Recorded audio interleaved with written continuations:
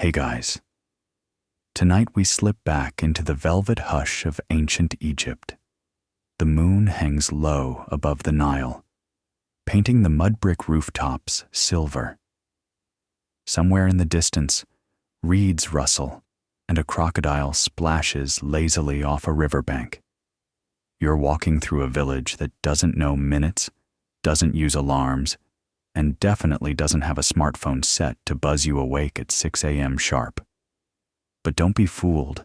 Someone in this still, sleeping town is already awake. Not because they want to be, because they have to be. A temple priest in a linen kilt tiptoes through stone halls lit only by oil lamps. His job? To make sure an offering is lit at exactly the right moment before dawn. No second chances, no snooze button. You're about to find out how they pulled it off, without clocks, bells, or rooster wake-up calls. And spoiler, it involves dripping bowls and some very soggy sandals. So, before you get comfortable, take a moment to like the video and subscribe, but only if you genuinely enjoy what I do here. And hey, drop a comment below with where you're tuning in from and what time it is where you are. Now, dim the lights, maybe turn on a fan for that soft background hum, and let's ease into tonight's journey together. You ease closer to the riverbank, where a tiny structure clings to the temple wall. It's barely larger than a pantry, but inside, there's something unusual. A stone basin, a small copper bowl with a hole in its base, and a stone marker worn smooth from years of fingers brushing across it. It looks like nothing. It is everything. Because this is time. You're looking at one of Egypt's earliest clepsydras, or water clocks, and in the eerie silence of the pre-dawn dark, it's counting down. Here's how it works. The copper bowl floats on the water in the basin. Slowly, drip, drip, drip. Water seeps through a pinprick hole in the bottom. As the bowl fills, it sinks lower and lower until finally it disappears beneath the surface. At that moment, the priest watching it knows what time it is, or rather, what time it feels like. No minutes, no hours, just a sacred sense of sequence. You might chuckle at that now. So, one bowl goes under and they all jump into action? Yeah. That's basically the system. And it worked. See, ancient Egyptians didn't need atomic precision. They needed divine timing. The gods didn't care if your prayer was 3 minutes late. But Ra? He expected his morning incense before the first ray of sun. And if you're the guy fumbling in the dark because you forgot to check the clepsydra, well, let's just say that's not a great performance review. Now, picture this. The priest, half asleep, blinking oil lamp soot out of his eyes, watching water slip silently through that hole like the world's most boring sand timer. He's not wearing a watch, but he is wearing a look of absolute focus. And here's a weird thought. These clocks didn't make a sound. No ticking, no gongs, just a gentle trickle, like someone forever rinsing a dish. Which means your average Egyptian priest probably associated the sound of leaking water with responsibility. Imagine Pavlov's dog, but instead of bells and treats, it's dripping bowls and morning rituals. Mainstream Egyptology agrees that clepsydras were used as early as 1400 BCE, maybe earlier, but historians still argue whether they were invented in Egypt or imported from Babylonia. The evidence? Spotty at best. What is clear, though, is that the Egyptians perfected them. Carved stone basins, graduated lines to measure passage of time, even metal floaters shaped like lotus flowers, because why shouldn't your alarm clock be adorable? And here's your quirky tidbit of the evening. Priests weren't the only ones using these. In some records, doctors used water clocks to time pulses. No joke. A bowl would fill up while they gently touched your wrist, and when it sank, Diagnosis time. Sure, today we have Fitbits. But would you trust a diagnosis based on how fast your copper bowl sinks? Ancient Egypt did. Now picture yourself sitting in that tiny clock room, eyes on the water surface. It's hypnotic. You can hear your own breath. You almost forget where you are, until a voice whispers from down the hall. Time's up. The sun will rise in less than 10 minutes. The offering must be lit. You rise slowly, brush the dust from your linen, and step into the corridor. The clepsydra has done its job, and thanks to that silent drip in the dark, the gods will get their incense. On time. Every time. And you? You might be starting to feel a little sleepy already. You follow the priest down the corridor, still hearing the ghost of dripping water echoing behind you. His footsteps pad softly on sandstone, each step practiced, almost reverent. He isn't rushing, but you get the feeling he knows exactly how long he has until dawn. And that's no accident, because back in the clock room, that quiet trickle wasn't just marking time. It was part of something far more precise, and frankly, a little genius.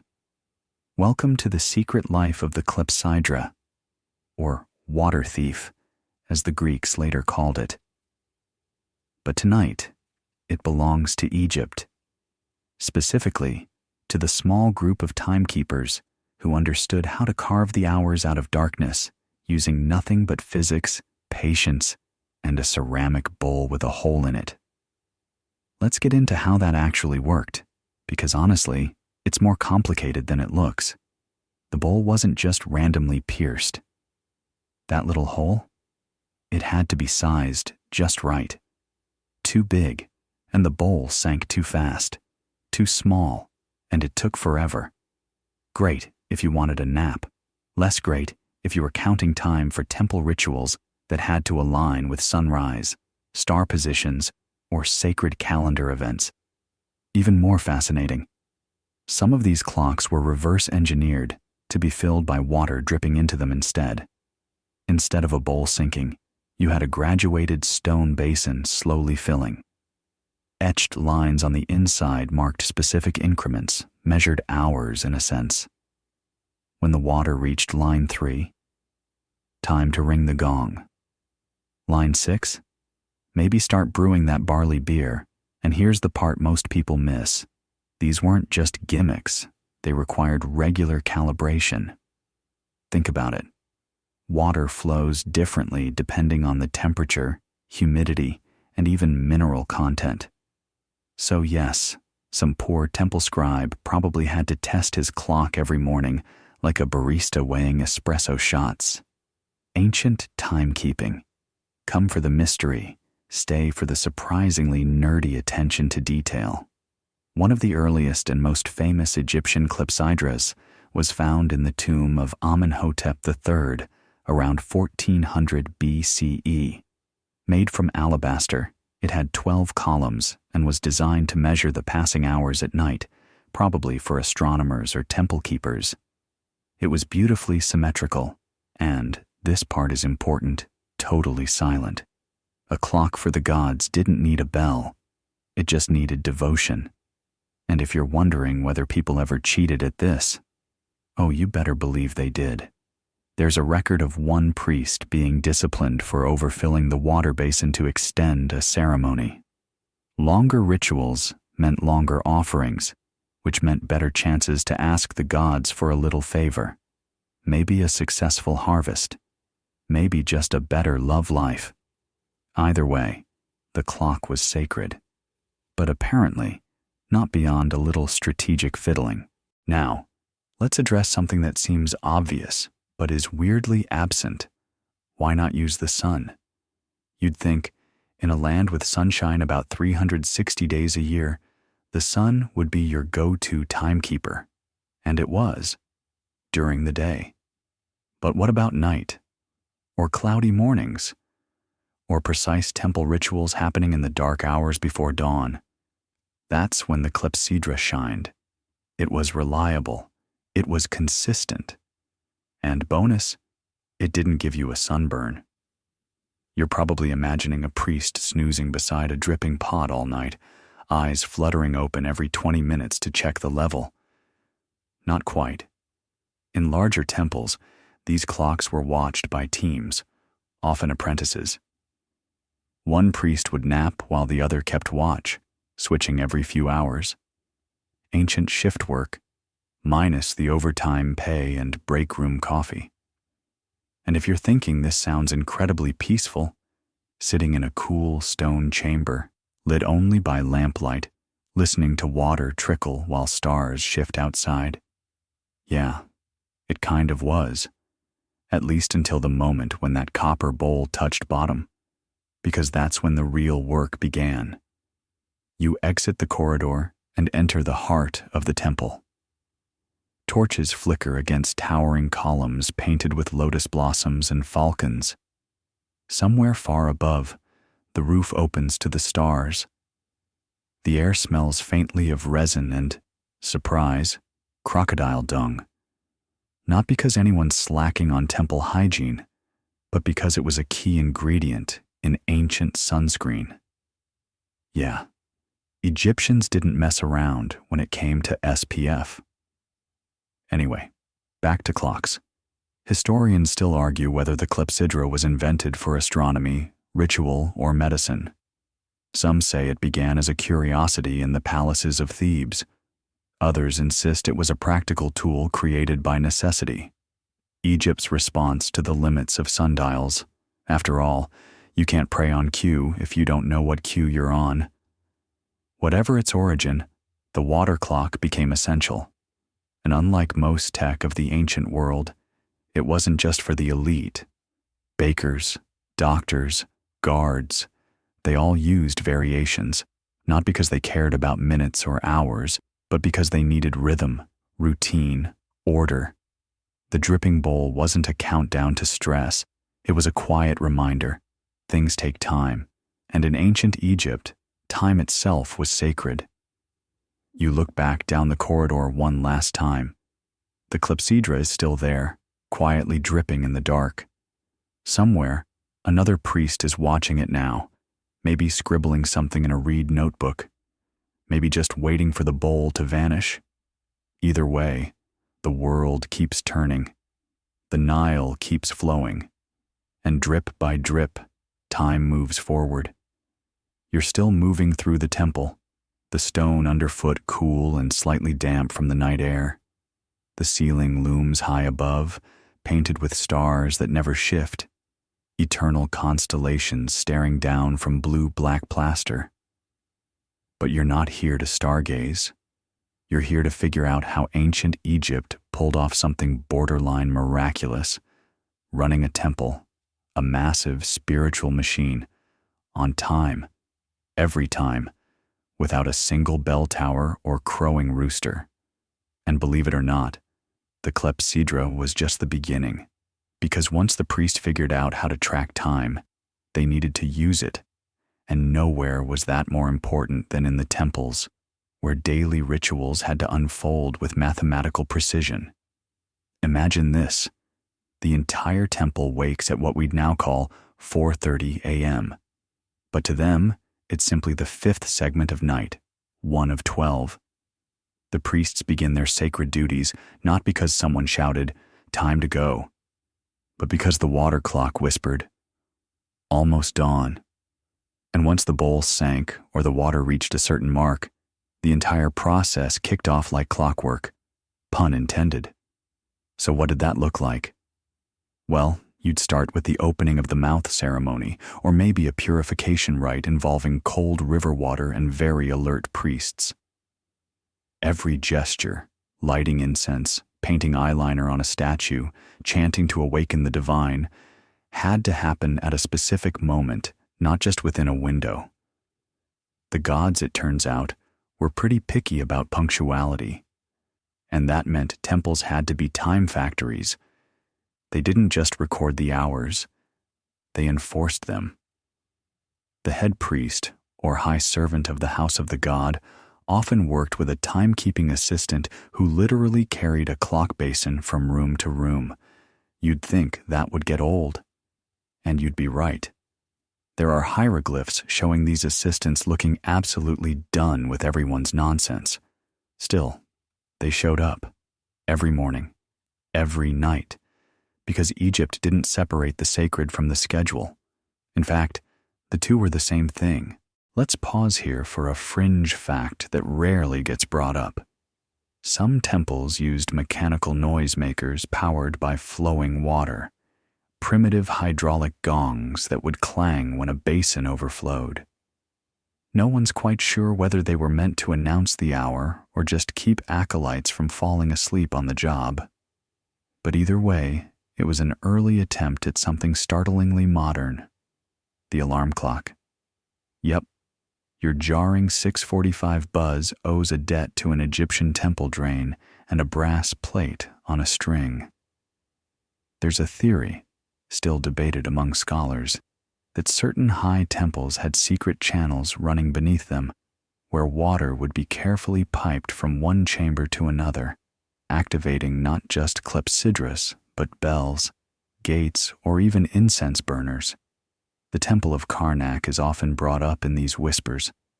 Were these myths, proto-automations, ancient spiritual theme parks?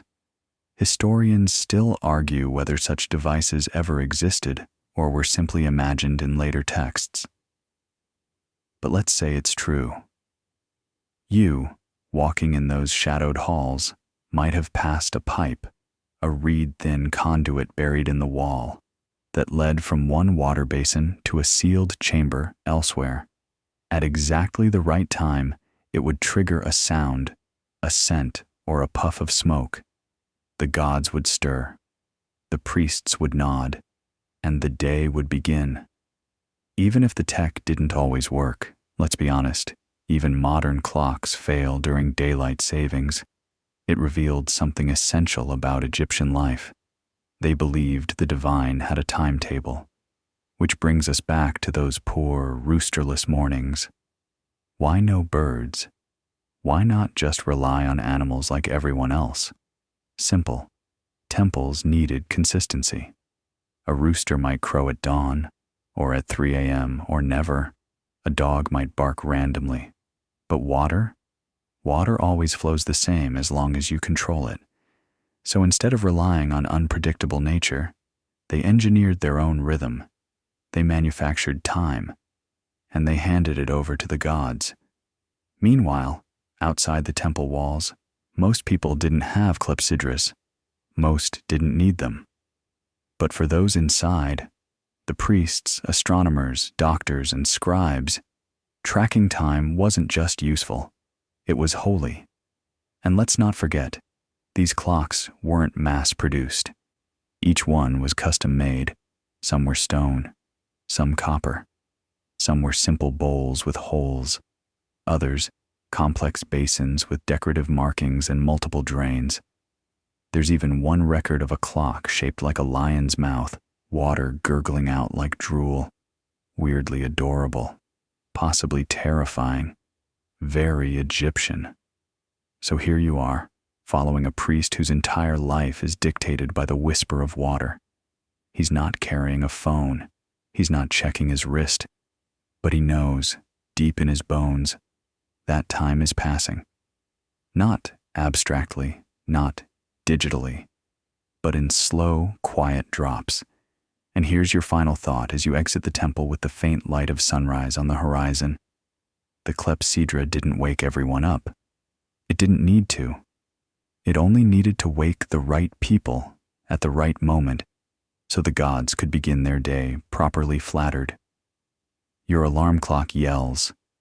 Theirs, whispered. You step back out into the open air, the temple behind you already warming in the glow of the rising sun. The Nile glitters in the distance like a ribbon of molten bronze, lazy and timeless. The village is stirring now, potters yawning beside their kilns, children blinking at the light, old men slowly brushing sand from their thresholds. But the timekeepers? Their shift is already done. The first ritual completed, the offering given, all before most of the town even considered rolling out of bed. And as the sun rises higher, it casts its golden light on something odd resting beside a freshly sealed tomb. You crouch for a closer look. It's not a funerary statue or a golden mask. It's a basin. A simple, shallow basin of stone, inscribed with faint notches around the inside edge. There's no water in it now, just dust. But you know exactly what this is. A clock for the afterlife. Because believe it or not, ancient Egyptians didn't just keep time for ceremonies. They believed time mattered even after death. See, for Egyptians, death wasn't the end. It was just an extended journey. A long, bureaucratic, peril-laden trek through the Duat, the realm of the dead. And just like any good road trip, it needed a schedule, a map, a way to know when to bribe a crocodile-headed demon or when to recite a hymn to Osiris so you didn't get devoured by a soul-weighing scale. So they buried their dead, especially important figures like priests and scribes, with timekeeping tools, water clocks, star maps, even sundials. Anything that might help them stay on schedule while navigating the afterlife. You can't afford to miss your judgment appointment with Anubis after all. No sorry, I overslept excuses allowed. This brings us to one of the strangest things archaeologists have found in tombs. Decorative clepsydras that couldn't actually function. No hole in the bowl. No drainage system. Just a carved simulation of a working water clock, beautifully adorned and utterly useless for actual timekeeping. Why include a fake clock? Well, historians still argue whether these were symbolic offerings, meant to represent the concept of time, or if Egyptians believed the gods could somehow make these clocks work magically. After all, when your worldview includes divine cats, talking ibises, and enchanted scarabs that sing spells, a water clock that runs on divine will isn't too far-fetched. You reach out and trace one of the notches in the dry basin. It's barely visible now, worn smooth by sandstorms and time. But once, this line meant something. Maybe it marked the second hour of night. Maybe it was a reminder. Wake up and continue your journey. Or risk being trapped in darkness forever. And here's a lovely, slightly spooky twist. Some tombs have clepsydras placed beside the mummy, positioned so that the body could supposedly hear the water dripping through the night. The ticking of eternity, one drop at a time.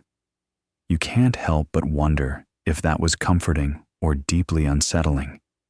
It's worth noting, too, that Egyptian clocks weren't all the same. There were two types, outflow and inflow clepsydras. Outflow clocks were simple. Water dripped out of a vessel through a hole, with the dropping level marking time. Inflow clocks, the more advanced variety, had water dripping in, gradually raising the level to reach etched hour marks. Some scholars believe these were used more frequently in funerary contexts, possibly because the rising water symbolized rebirth, a theme that was kind of a big deal when you were, dead. And let's not forget the star clocks. These weren't physical devices, but painted ceilings in tombs, designed with 36 star deities called decans. Each decan represented a 10-day week in the Egyptian calendar, and their nightly rising in the sky marked the passing of time. If you could read the star clock on your tomb ceiling, you knew where you were in the cosmic schedule, and theoretically, how far along you were in the underworld commute. Yes, ancient Egyptians basically turned their burial chambers into spiritual train stations, complete with timetables, ceiling art, and the celestial equivalent of now boarding Zone C for the Field of Reeds. There's even speculation that some tombs were booby-trapped with water channels designed to echo the sound of time passing. A bit of Indiana Jones meets Temple of Sleep. The evidence is sketchy, but intriguing. Historians still argue whether these were practical mechanisms or just sound-enhancing architectural quirks. Either way, the idea of eternity marked by a ghostly drip is sort of beautiful. Back in the village, life is speeding up. Someone is pounding grain in a mortar. A dog barks at a passing goat. The world moves forward. But here, beside this quiet tomb, you're reminded that time isn't just a tool for the living. It's a companion in death, too. A quiet guardian. A schedule written not in numbers, but in drops of water, lines of starlight, and the silence between rituals. You stand slowly, brushing the dust from your hands. The clepsydra beside the tomb may no longer flow, but in its time, it measured forever. You turn from the tomb and step quietly through the edge of the temple's courtyard, where shadows stretch long over flagstones smoothed by 1,000 barefoot steps. The village beyond is alive now, buzzing with the soft clatter of daily life. But inside these walls, you're about to witness something more private, more precise, something you wouldn't find in the bustling markets or among the rowdy children chasing donkeys through the dust. You're heading into a restricted zone of sorts, the priest's inner quarters. And no, it's not filled with gold or treasure. It's filled with secrets of time. Because while the clepsydras you've seen so far kept public rituals running on cue, Egypt had another layer of timekeeping, private, hidden, and deeply spiritual. Inside a dim chamber lit only by one wavering oil lamp, there's a water clock unlike the others. Smaller, made of polished copper. It's etched with symbols instead of hour lines. Next to it lies a reed scroll, partially unrolled, with hand-drawn lunar phases inked in black and red. You've just entered the world of sacred, solitary timing. See, in many temples, certain rituals weren't for crowds. They were for one priest, or even one moment of the year. These moments, often tied to a lunar eclipse, the rising of Sirius, or a deity's birthday, had to be triggered in perfect isolation, sometimes in the dead of night. And that meant not waking everyone, just the right person. Enter the most ancient of alarm clocks, the temple wake-up system. It wasn't a bell. It wasn't a cry or clanging plate. It was, wait for it, a cup of water on a string. Here's how it worked. A small container would be filled with water and hung above a bowl or drum. A hole at the bottom of the container would slowly release drops hour by hour. When the last drop fell, maybe 3 hours later, the cup would tip, thanks gravity, hit a surface and make a soft clink or splash. And just like that, one priest knew it was time to rise. Everyone else? Still asleep. Primitive? Sure. Effective? Absolutely. And best of all, it didn't wake the cat sleeping 3 corridors away. Ancient Egyptian temples, better at respecting sleep schedules than your upstairs neighbor with the bass-heavy playlist. Now, here's where it gets even more interesting. This private timekeeping wasn't just about sleep, it was about purity. Priests in ancient Egypt had very strict schedules around bathing, prayer, and even shaving. Many were expected to bathe 4 times a day, twice during daylight, twice during night, and to recite sacred texts at specific hours. Some of these requirements weren't just traditional. They were considered spiritually necessary to maintain order in the universe, or Ma'at. So these timekeeping tools were more than just clocks. They were guardians of ritual integrity. And here's your quirky tidbit. Some priests reportedly used incense clocks, yes, burning incense sticks with measured segments, to keep time during meditations. As each segment burned, the ash would fall onto a marked tray, indicating how much time had passed. Picture that, meditating in total silence, eyes closed, judging time not by what you see or hear, but by what you smell. That's next-level Zen. Historians still argue whether these incense timers originated in Egypt or were adopted later via trade routes from China or India. Some scrolls reference the breath of gods marking the hour, which is beautiful poetry, or very literal clock design, depending on how you read it. Back in the priest's chamber, you lean closer to the copper clepsydra. It's warm from the lamp and perfectly clean. Someone still maintains it.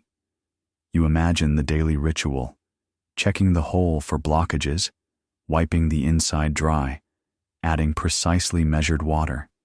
A quiet, careful task, done more from devotion than duty. And it wasn't always solitary. In some temples, junior acolytes, think intern priests with really bad sandals, were trained in clepsydra care. There are stories of clocks being borrowed from chamber to chamber, traded like sacred stopwatches. Hey, can I get the 3-hour one? We're doing the lesser hymn sequence tonight.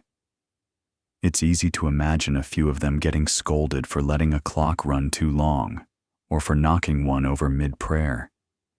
And while many of these rituals have vanished, the physical spaces remain. Archaeologists have found indentations in the floors of temples where clepsydras once stood, rounded impressions worn smooth from centuries of rotation and care. Like time itself, carved a small memory into the stone. As you exit the priest's quarters and step back into the temple corridor, you pass a low shelf carved directly into the wall. On it rests a tiny bowl. It looks like a child's toy, almost out of place, but next to it is a hollow reed, cracked with age. You smile. You know what this is? A DIY alarm system, possibly for the priest who always overslept. Because even in ancient Egypt, someone always needed a nudge. You step outside again, squinting slightly at the sun now fully risen. The sky is cloudless, typical, and the village has shifted into full gear. Baskets are being hauled. Donkeys grumble. Somewhere nearby, a grandmother is lecturing her grandson over a dropped date. But your path winds away from the market noise and toward the quieter alleys of the artisan quarter, specifically to the workshop of Egypt's most underappreciated heroes, the clockmakers. Okay, so they didn't call themselves that. There wasn't exactly a union, but the men, and possibly women, who crafted clepsydras weren't just potters or smiths. They were engineers, and in many cases, temple insiders, entrusted with the knowledge of time's most sacred rhythms. You duck beneath a low lintel and step into a small workshop, its walls stained with soot and ochre, smelling faintly of wet clay, metal filings, and frustration. Because today's clepsydra build, it's not going well. A boy sits cross-legged, frowning at a cracked ceramic bowl. His master, a man in a mustard-stained linen tunic with the expression of someone perpetually unimpressed, leans over a copper basin and mutters something about this blasted humidity. Welcome to the secret war between precision and Egyptian weather. See, building a working water clock was deceptively tricky.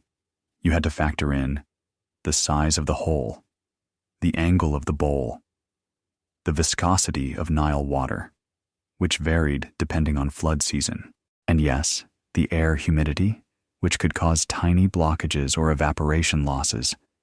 Basically, your clepsydra could betray you at any time, like a badly programmed microwave.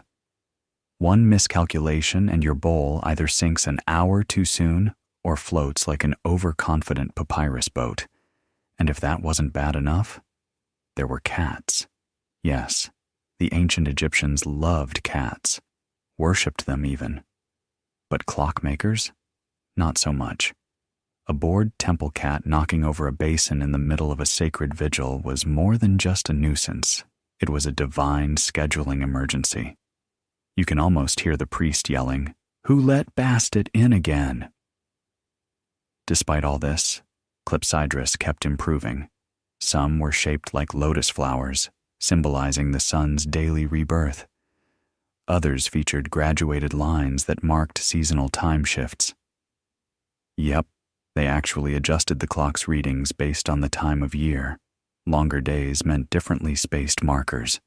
It was like manually updating your calendar every month, but with stone tools and no coffee.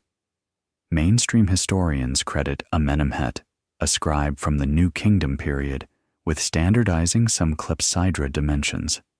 His scroll, the Wisdom of Dripping Hours, okay, no one really knows what it was called, is believed to outline guidelines for calibrating bowl size, wall thickness, and even echo dampening using crushed reeds inside the basin. Wild, right? And here's a fringe tidbit for your sleepy delight. Some workshops reportedly trained specialist apprentices who did nothing but listen to water drip. Day in, day out.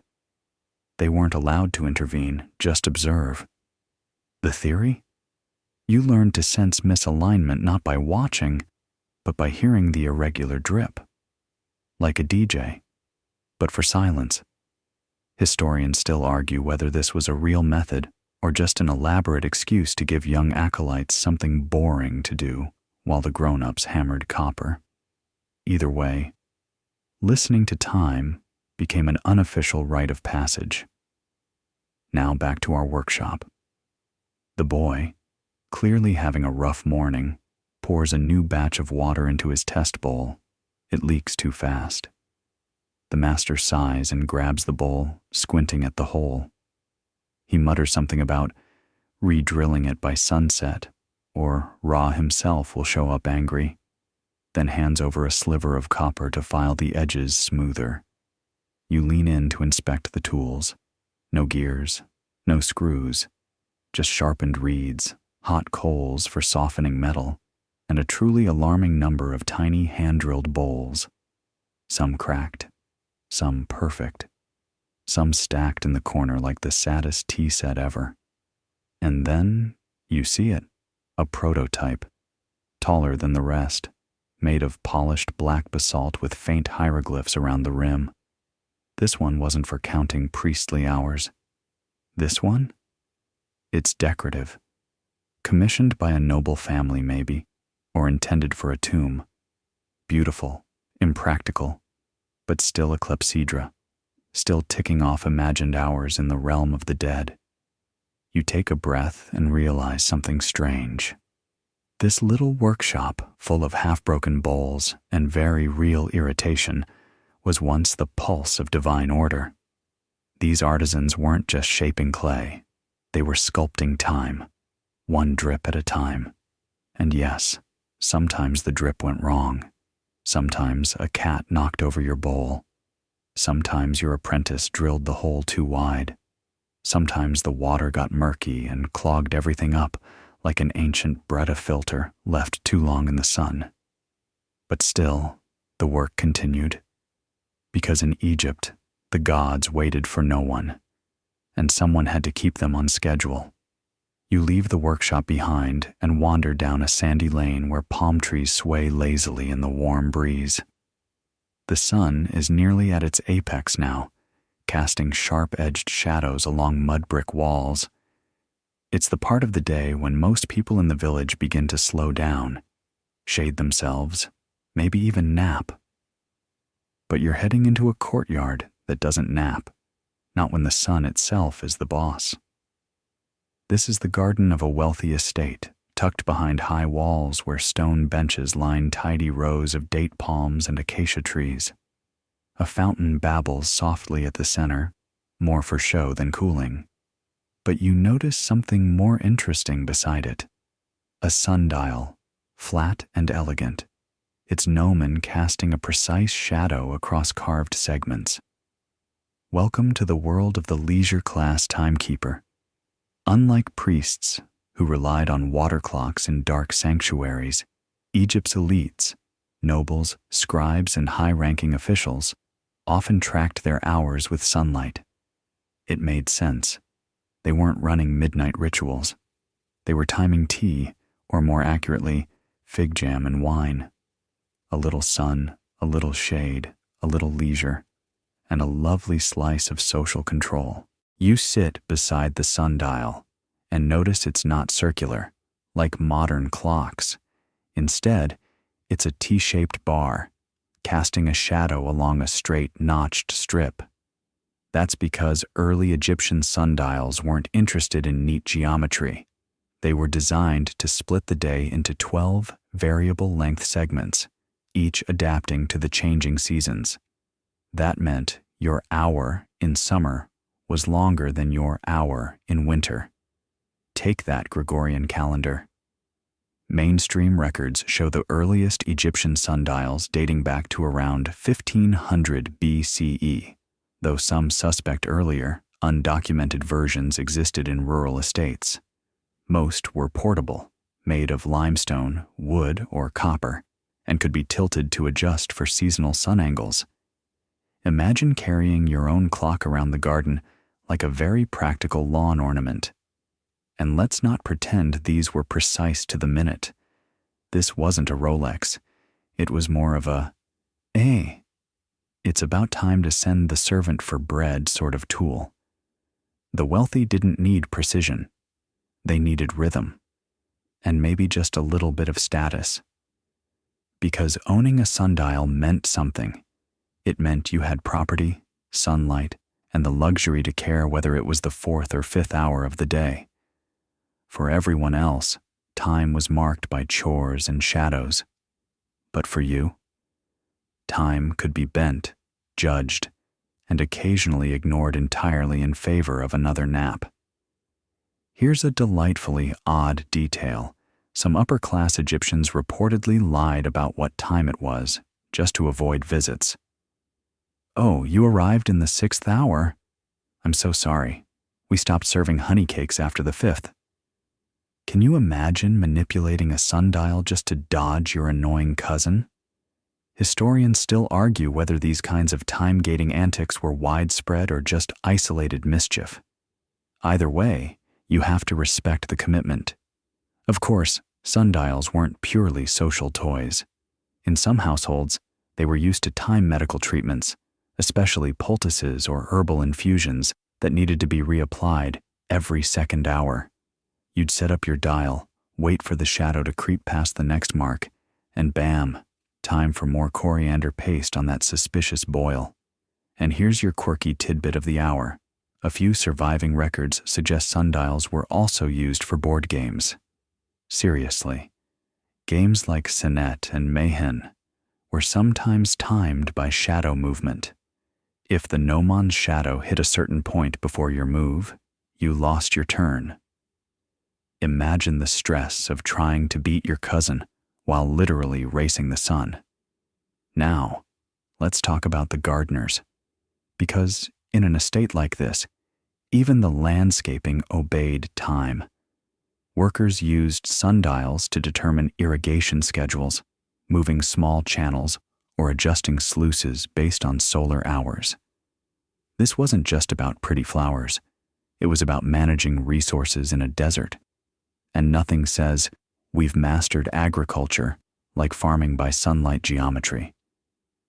You rest in the shade of an acacia tree and listen to the garden's soft hum. Bees float lazily over blossoms. A lizard scuttles past your foot. Time, in this place, is unhurried, measured by the sun, interpreted by shadows, and, if you're honest, kind of irrelevant if you're rich enough. Still, the sundial stands watch. Stoic, functional. A quiet witness to a world that, despite its distractions, still wants to know when it's time for lunch. And for a culture that's been so focused on sacred rituals, it's refreshing to see a version of time that's softer, less divine, more about you. When to eat, when to rest, when to stretch out on a cool bench and decide that this, right here, might be the perfect hour. You glance once more at the sundial. Its shadow has moved. Time has passed, but you didn't feel it, did you? You peel yourself off the garden bench, joints a little stiff from sitting too long in the shade. As you stretch, you catch the scent of something deeply comforting, fresh bread, warm and earthy, drifting on the breeze. Your stomach grumbles because yes, even time travelers get hungry. So you follow the scent through narrow alleys and around sun-bleached walls until you reach the bakery. And not just any bakery. This one hums with activity, even in the heat. Ashen-faced workers shovel loaves into wide, domed ovens, while others knead dough at lightning speed. In the corner, a teenager scoops fermented barley mash into ceramic jars. Welcome to the engine room of Egypt's labor force. But you're not just here for a snack. You're here to see how timekeeping fed a civilization. Because ancient Egypt ran on bread and beer, and producing those staples on a massive scale meant someone, somewhere, had to say, "It's time." You duck into the shade of the bread court, where baskets overflow with round loaves and date-studded rolls. The ovens roar, but the workflow? Smooth, efficient, and almost suspiciously well-timed. That's because, even here, clepsydras and sundials kept things moving. Most large bakeries, especially those attached to temples or royal estates, had access to simple timekeeping devices. Usually clepsydras, because ovens didn't take kindly to direct sun, and sometimes incense clocks when things needed to get particularly aromatic. Imagine your shift change announced by a stick of cinnamon-scented smoke. Pretty luxurious, unless you're the one scrubbing the beer jars. Here's how it worked. Bread took about half an hour to bake. Workers timed rotations with a basic clepsydra, just enough water to measure a single loaf cycle. The moment the bowl tipped, the next tray went in. Others used drip counting, assigning apprentices to listen and shout when 27 drips had passed. Primitive? Sure. But weirdly reliable when you don't have a minute hand to check. Mainstream historians acknowledge that large-scale food production in ancient Egypt relied heavily on measured timing, but the specifics are still debated. Were the water clocks used for logistics, for ritual purity, or just because some guy was too forgetful to check the bread? Historians still argue whether clepsydras in food production were ceremonial tools repurposed or created specifically to optimize baking and brewing cycles. Let's not forget the beer. Egyptian beer wasn't your modern chilled pint. It was thick, cloudy, and full of chunks. Think barley porridge meets adult beverage, and it was fermented on schedule, often in shifts to ensure a steady flow to workers on state projects. Pyramids don't build themselves after all. Brewers had to monitor fermentation times down to the hour. Too soon, and the beer was weak. Too long, and it turned into something that even your donkey wouldn't touch. Clepsydras again came in handy, especially for the second steeping, where timing made all the difference between mildly intoxicating and don't drink this unless you have a week off. And speaking of donkeys, yes, even the animals worked on a kind of schedule. Load rotations, rest breaks, feeding times. While they didn't stare at sundials, their handlers did. You might think this sounds excessive, but in a place where heat stroke could knock out half a work crew, sticking to a time-bound routine was vital. Quirky tidbit. There's at least one record of a bakery that used musical signals, flute players positioned at the entrance, who played short melodies at certain times of day to announce breaks or work phases. Essentially, a lo-fi ancient bakery playlist with a practical purpose. You wander past a pair of workers kneading dough, their forearms slick with sweat and flour. One nudges a tiny bowl with his toe, peering inside. Then he nods, flicks a wrist, and shouts something that sounds suspiciously like, "Time." Another tray slides into the oven. These aren't scholars or priests, but they've internalized the rhythms just the same. Because here in the bakery, timekeeping is survival. Keep the bread on schedule. Keep the beer fermenting. Keep the workers fed. Mess it up, and you'll hear about it, not from the gods, but from an army of angry laborers expecting breakfast. You pause at a low bench where finished loaves are stacked. A young girl reaches up to offer you one. Warm, slightly scorched. Perfect. You bite in, and it's comforting. Not mind-blowing, not gourmet, but deeply satisfying. And that's Egypt's secret. While the priests meditated over incense timers and nobles adjusted sundials in their gardens, everyone else used time to eat, to live, to repeat. Time wasn't just sacred. It was baked in. You wipe the crumbs from your hands and continue down a sun-baked path toward the edge of the village, where a small gathering of children chases one another through shadows. A woman calls out from her doorstep, "The 6th hour!" And just like that, the game ends. One by one, the children scatter, vanishing behind doorways or into courtyards where lunch waits. You smile. It seems everyone here knows what time it is. But that's the thing. They only kind of do. Because despite all the clever clepsydras and disciplined sundial shadows, ancient Egyptian time wasn't exact. Not the way we think of it. They didn't divide the day into 60 minutes, nor the hour into precise seconds. In fact, they gave up on precision entirely, and did it with an admirable level of chill. Today, we obsess over time. We schedule things to the minute, set meetings, microwave popcorn, race to beat the red light before it hits 0. But in Egypt, time was more like a rhythm than a ruler, a pattern, a guideline. If the ritual was done in the 2nd hour of the night, great. But was that an hour of 60 minutes? Nope. It was whatever chunk of nighttime had been carved out based on seasonal light. Let's break it down. Egyptians split both daylight and nighttime into 12 segments each. That gave them 24 hours, just like we have. The twist? Their hours changed length throughout the year. In summer, daylight hours were longer, stretching to over 75 minutes each. Night hours? Shorter, maybe around 45 minutes. In winter, it flipped. So, the 3rd hour of the day in June wasn't the same as the 3rd hour in December. Confused? So, we're visiting foreigners. Historians still argue whether workers adjusted their clocks manually or simply learned to eyeball it. There's evidence that temple clepsydras were remarked for different seasons, which means someone, probably a grumpy scribe, had to chisel new hour lines every couple of months. Can you imagine? Ugh, it's solstice season again. Someone get the ruler.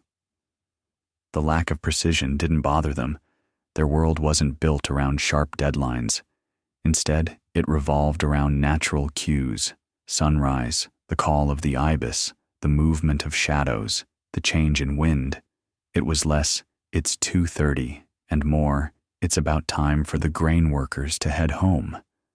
That doesn't mean they didn't care about order. They absolutely did. But Egyptian order, Ma'at, was about harmony, not exactness. It was better to be aligned with time than to measure it obsessively.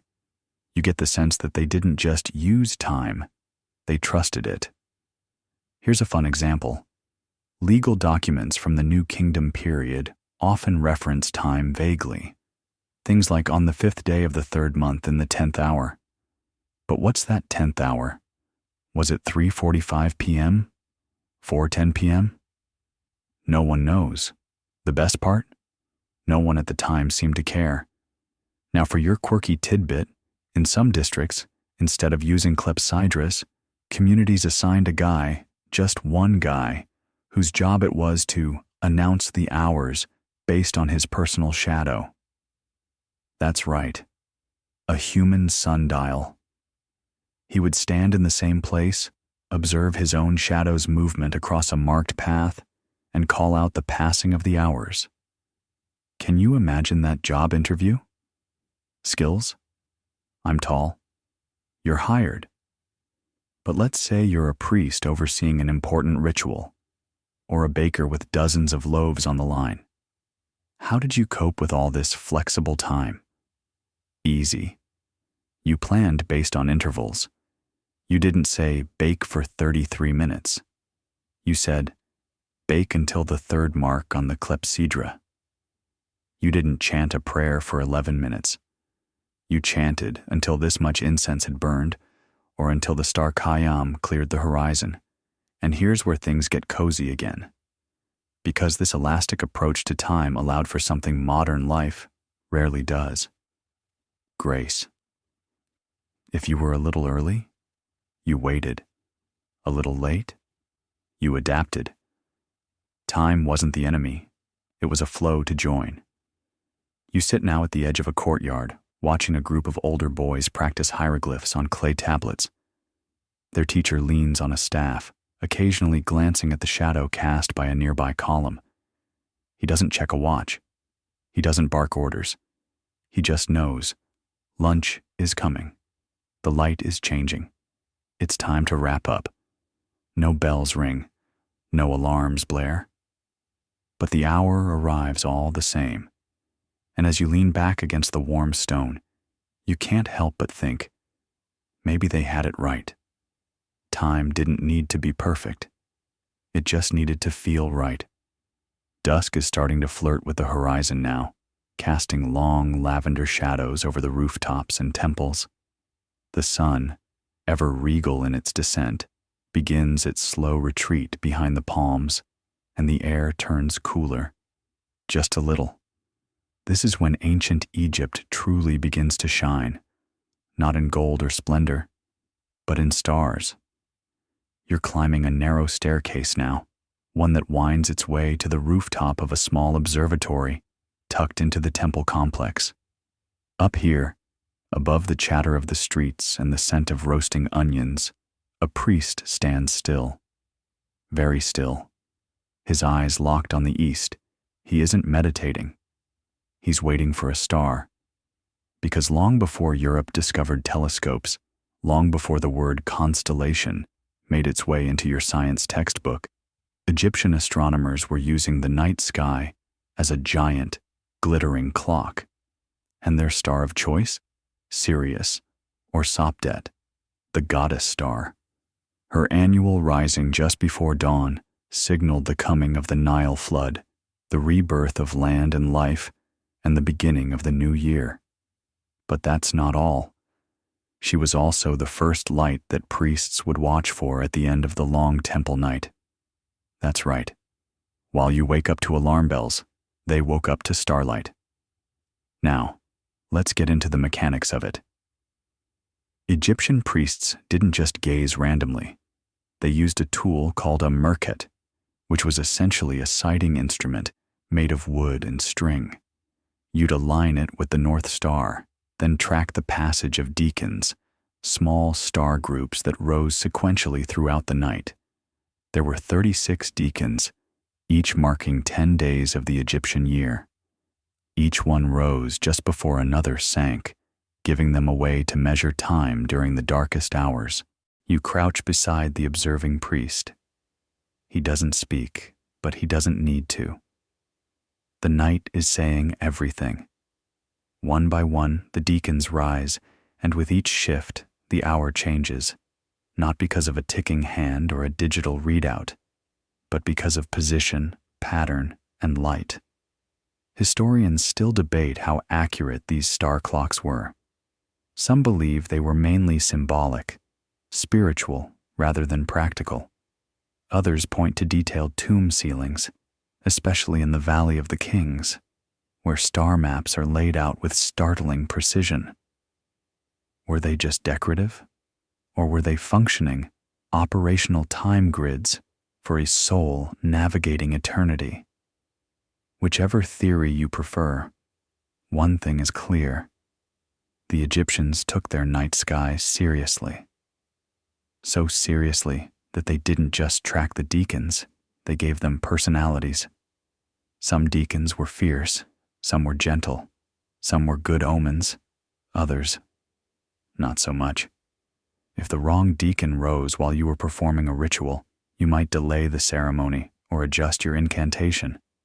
Because nothing says bad time for a summoning like, oh look, it's the angry star group again. Here's your quirky tidbit. Star clocks weren't just used in temples. Some travelers carried foldable star maps, made from linen or thin papyrus, that showed which deacon would rise at what time in what season. Imagine trying to navigate the desert with a celestial schedule instead of a GPS. Take a left at Orion, and if you see Scorpio, you've gone too far. And the most poetic part? Many Egyptians believed that the deacons were souls of the blessed dead, riding boats across the sky to help guide the living. When you stared up at the stars, you weren't just telling time, you were having a conversation with your ancestors. You lie back now on the rooftop, the stone still warm beneath you, and look up. The sky is darker now, and more stars emerge, glimmering, ancient, unchanged. You spot one particularly bright pinprick just above the horizon. Sirius, right on time. The observing priest makes a soft gesture and murmurs a line from the book of coming forth by day. You don't catch every word, but you understand the rhythm. It's a transition, a shift in sacred duty. The day is over. The night begins. And while modern clocks blink and beep to mark such moments, the Egyptians let the stars handle it, gracefully, silently, right on cue. You stay a while longer, watching the constellations arc slowly overhead. Time, here, is woven into the very sky. And there's no rush at all.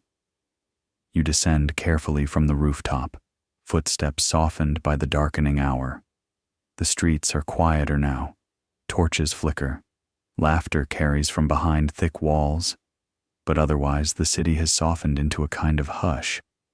You might think everyone's going to bed. But in one particular courtyard, larger, cleaner, and guarded, someone is just about to be woken up.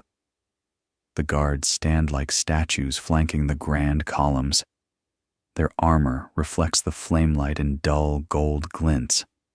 Behind them, a sleeping chamber, lavishly decorated. You guessed it, the pharaoh's quarters. And while you might expect the ruler of Egypt to sleep until he pleased, you'd be wrong. The pharaoh doesn't oversleep, ever. Why? Because his schedule, and therefore Egypt's, was managed with frightening care. This is not a democracy of the sundial. This is clockwork monarchy. The pharaoh, considered divine, had a daily routine as choreographed as a temple ritual. Wake up, purification, ceremonial dressing, state business, offerings, audience with priests, all of it timed to the hour. Not roughly in the morning, not whenever he's ready, but precisely, often before dawn. So how did his staff make sure he woke up on time? They didn't shake him. They didn't bang a gong. That would be unthinkable. Instead, they used layers of ritual and quiet timing, each guard and servant moving with silent efficiency. You slip into the outer chamber, hypothetically of course, and spot the tools, a copper clepsydra on a stand, surrounded by flickering oil lamps. This one's elegant, slim. Water drips gently into a basin carved with notched increments. When it reaches a certain point, an attending priest nods to the guard. No word spoken.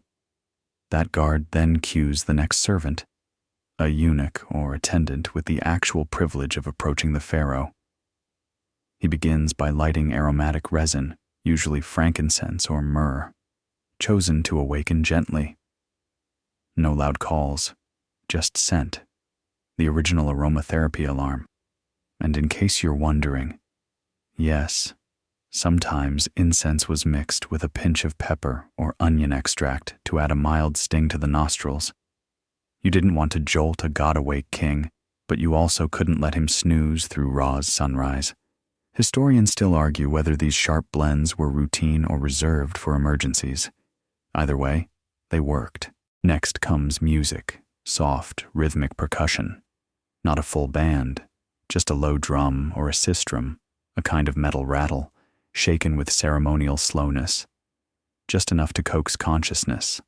Then, and only then, did the pharaoh's eyes open. Or so we assume. He may have been faking it to avoid talking to people, just like you. Once awake, the clock kept ticking. The pharaoh's day unfolded in strict time blocks. So many moments for bathing, dressing in specific layers, performing his symbolic duties as Horus on earth. And his chief timekeeper, sometimes called the overseer of hours, followed every step. This wasn't just a glorified assistant. This person, likely a high-ranking priest or official, was responsible for synchronizing the king's life with the cosmos. If the pharaoh performed an offering too early or too late, it wasn't just bad form. It risked breaking cosmic harmony. That's the kind of pressure that gives you hieroglyphic stress dreams. Here's your quirky tidbit.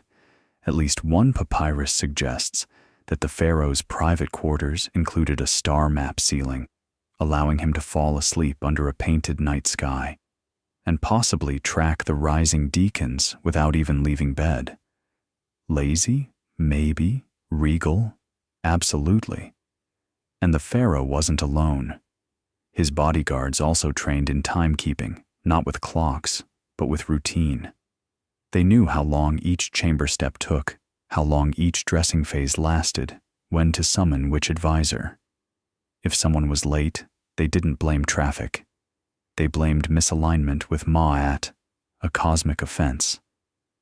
It's no wonder that ancient kings often referred to themselves as he who rises with the sun.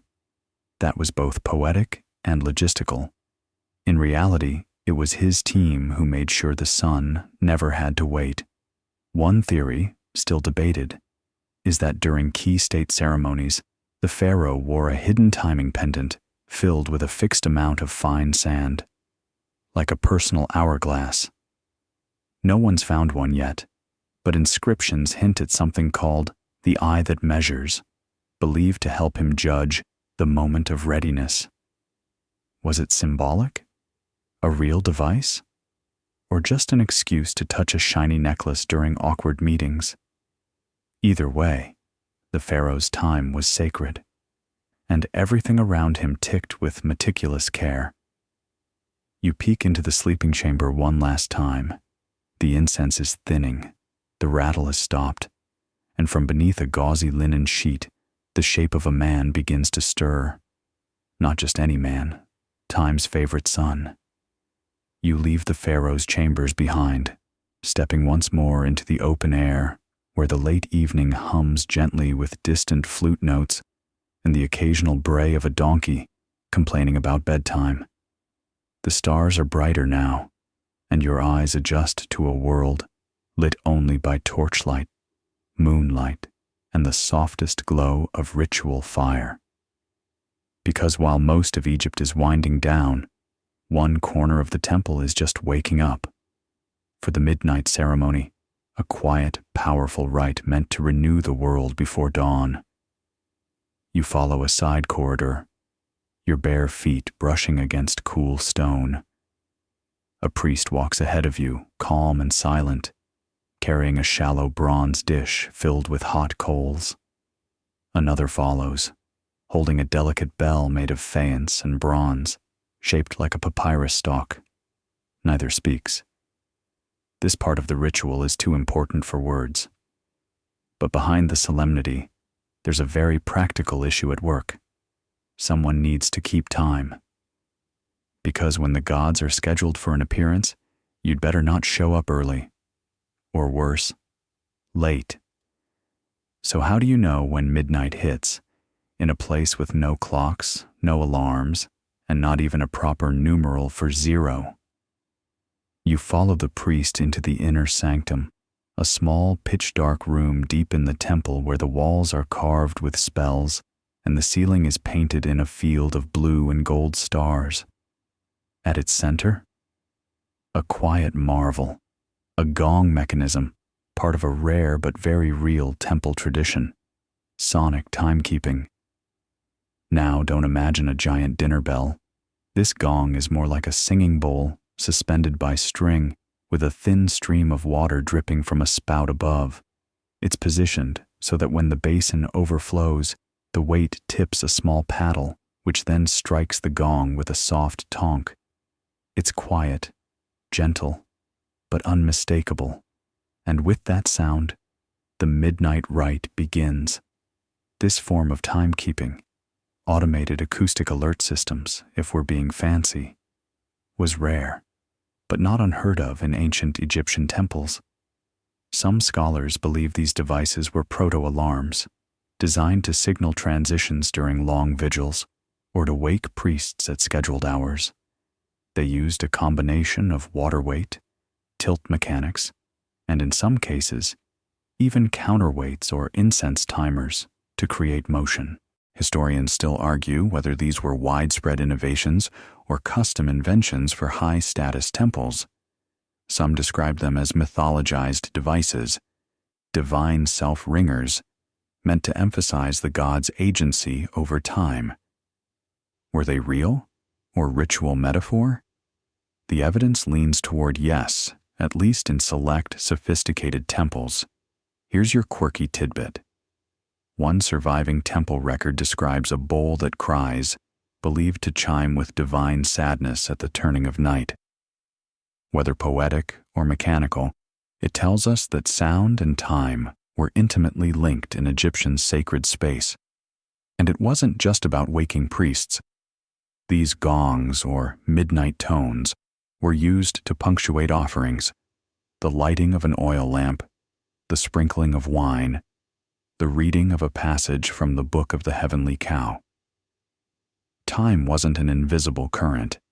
It was something you heard, something that moved the ceremony forward like the conductor's baton in a cosmic symphony. Tonight, you sit cross-legged in the shadows, watching as the fire is kindled with resin-dipped reeds. The air is thick with scent, piney, sharp, earthy.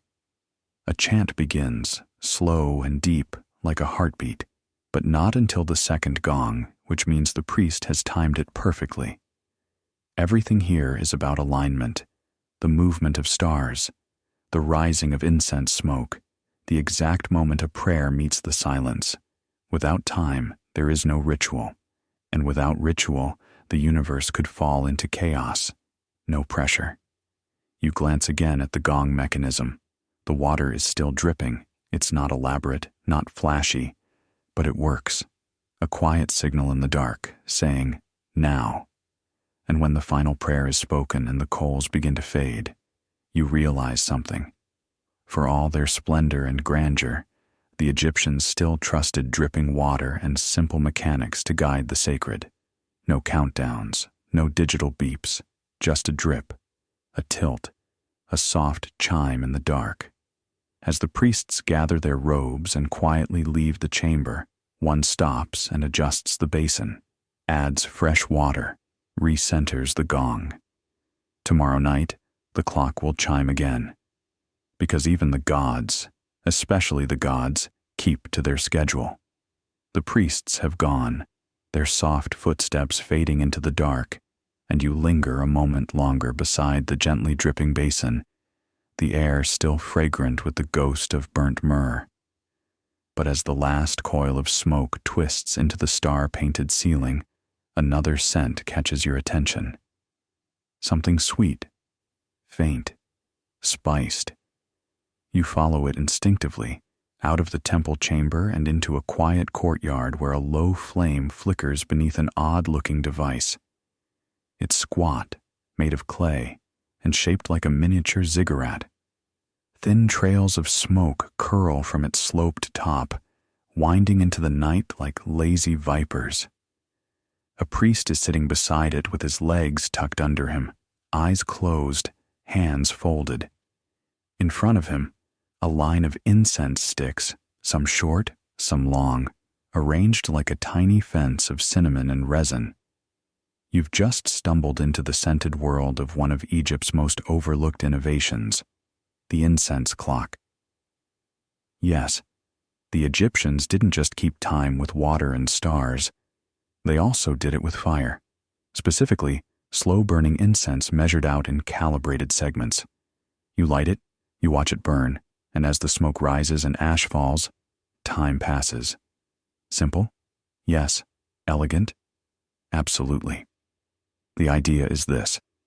Each stick or coil of incense is designed to burn for a specific amount of time. A shorter stick might last 15 minutes. A thicker one, maybe an hour. Some coils, wrapped like tiny papyrus scrolls, could last through the night. This was perfect for monks, priests, or scribes who didn't want the drip, drip, drip of a clepsydra interrupting their thoughts. Incense burned silently, smoothly, and it filled the room with calm, not pressure. And here's a clever twist. Some incense clocks had beads or tiny metal pieces embedded in them at regular intervals. As the incense burned down and the metal fell into a tray or gong below, it made a soft, musical plink, marking the hour. A clock you could smell and hear, but never see tick. Your quirky tidbit tonight? In some cases, specific scents were tied to specific times of day. Frankincense in the morning to honor Ra, cedarwood at midday, myrrh in the evening. If you wandered through a temple and smelled sandalwood, you didn't need a clock. You knew it was the 4th hour of the night. It's like your nose was your wristwatch.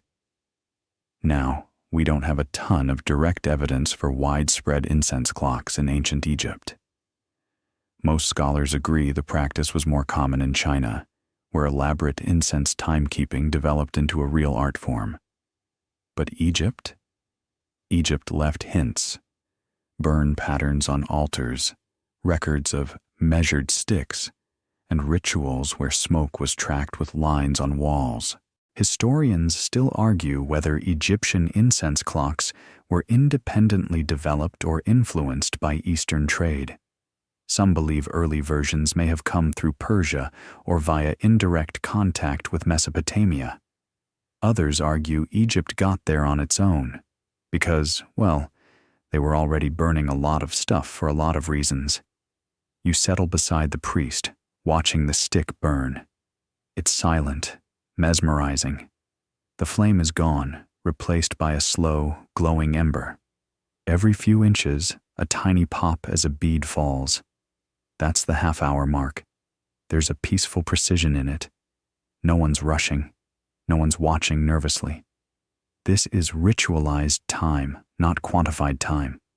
The clock is a guide, not a boss. And here's something beautiful.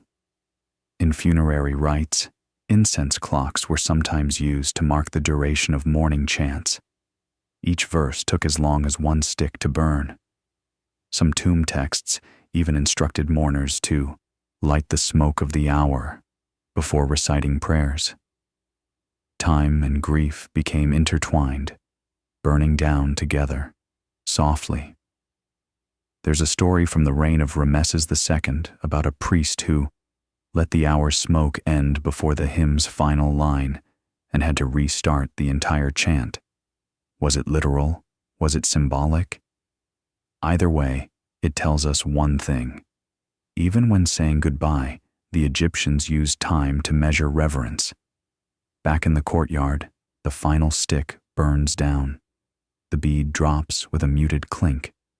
The priest exhales softly and gathers the ashes into a clay dish.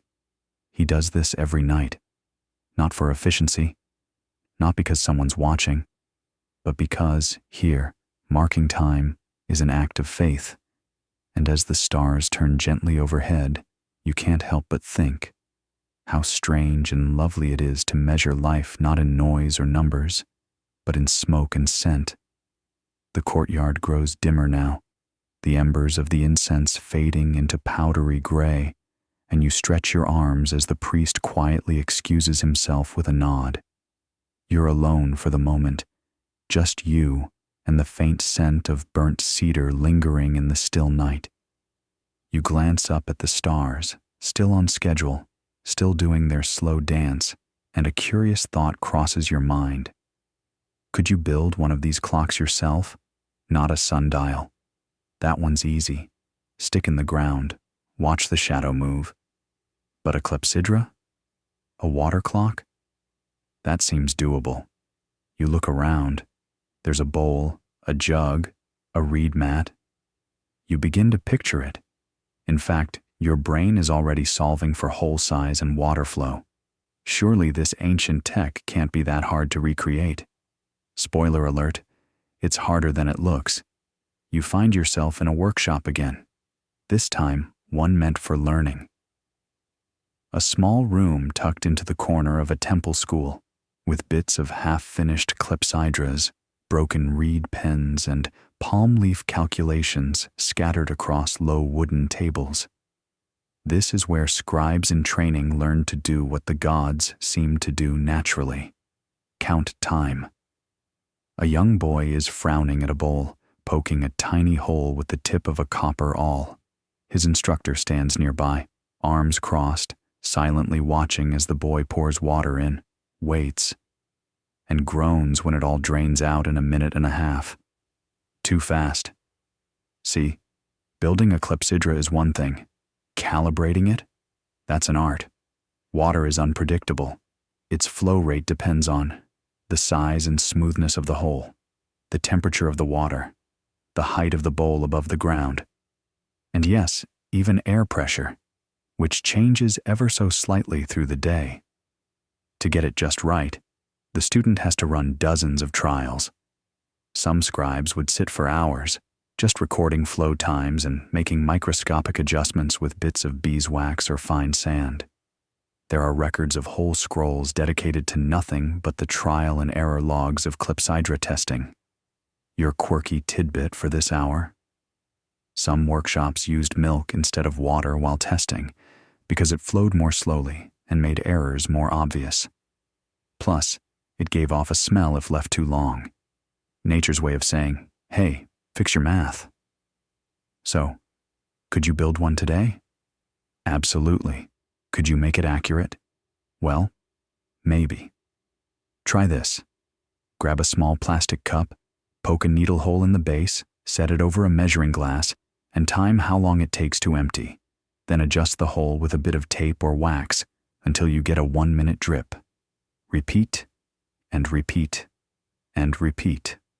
Welcome to the club. Historians still argue whether the Egyptians used standardized timing units, like a fixed hour across all cities, or if each temple kind of made it up as they went along. Some point to surviving clepsydras from Karnak and Edfu that seem almost mass-produced in shape. Others argue that every clock was custom, tied to the specific needs of the temple and the season. Your best bet? Assume there was no single Egyptian hour. There were just rhythms. Schedules tailored to the location, the priest, and maybe even the mood of the Nile. And while we're at it, don't forget that errors were expected. Some clepsydras were off by as much as 10 minutes per hour. That didn't discredit them. It just meant you compensated. Add a bit of incense. Chant a few extra verses. Blame the humidity.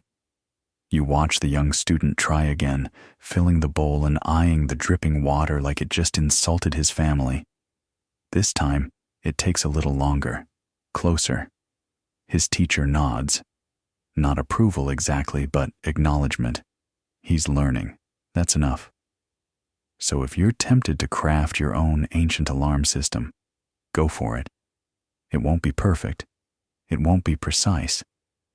But it will teach you something else. Patience. Because every drip reminds you that time isn't just a number. It's a process, a conversation between you and the elements.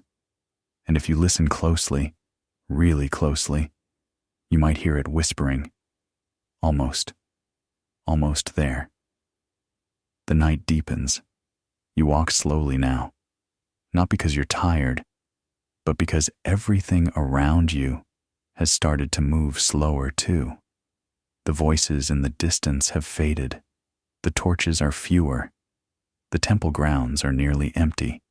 Just the wind in the reeds and the occasional flap of an owl's wing echoing overhead.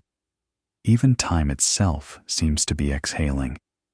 But before this journey ends, there's one last place to visit.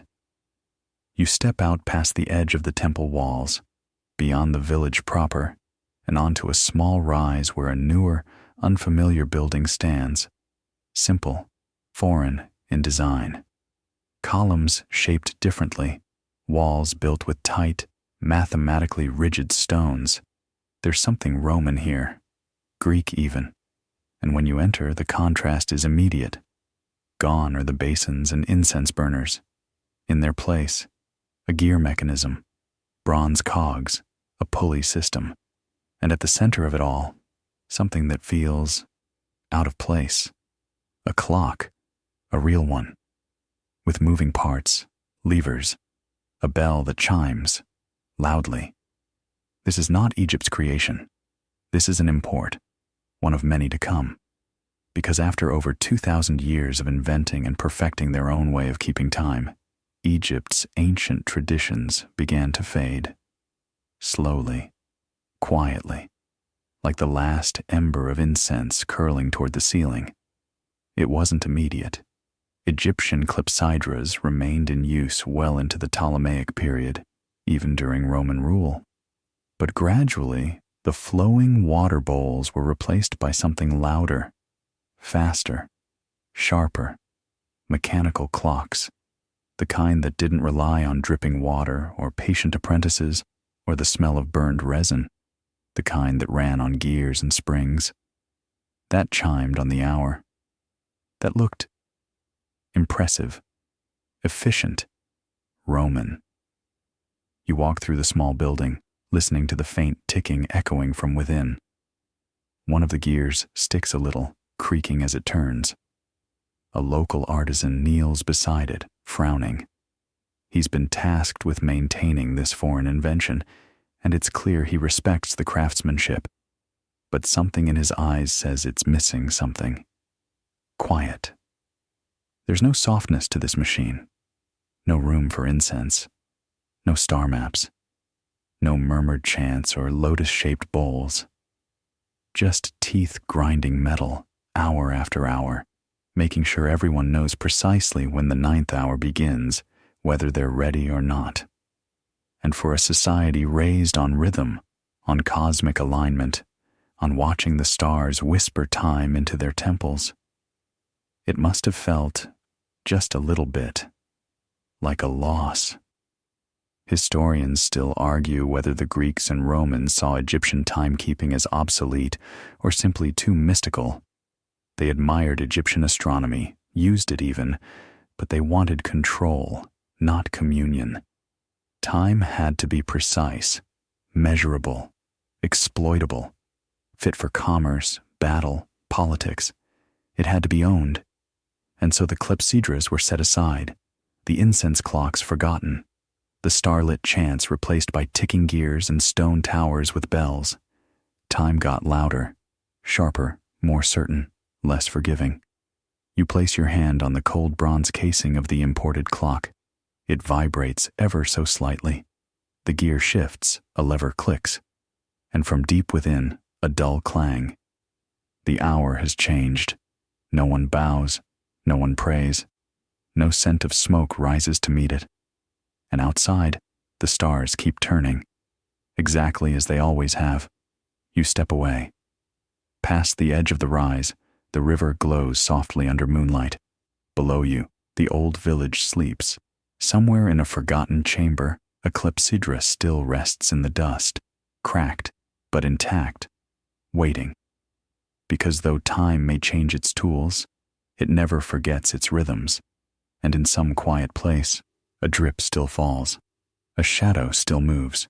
A priest still listens. The night has settled fully now, blanketing the land in silence and silver. The torches have burned low. The river drifts quietly past the sleeping village, its current steady, like the breath of the world itself.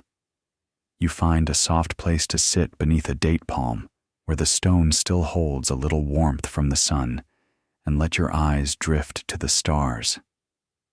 They're still out there, those ancient timekeepers, the deacons rising in sequence, the invisible lines connecting past and present, myth and motion, and somewhere below them, a temple once ticked without ticking, a clock once counted without numbers, and priests once measured time not in urgency, but in rhythm.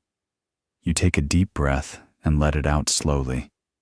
The scent of old incense still lingers in your memory, the gentle splash of a water bowl tipping over, the quiet thump of a reed brush sweeping the temple steps, all soft reminders that time, when left to flow, can be kind. You don't need to count seconds now. You don't need to chase minutes. You're not bound to alarms or deadlines. Not here. Here, you drift with the current. You align with the stars. You follow the drop, the shadow, the flame. And as your breath slows and the night deepens further, you feel something simple and true. Time isn't rushing.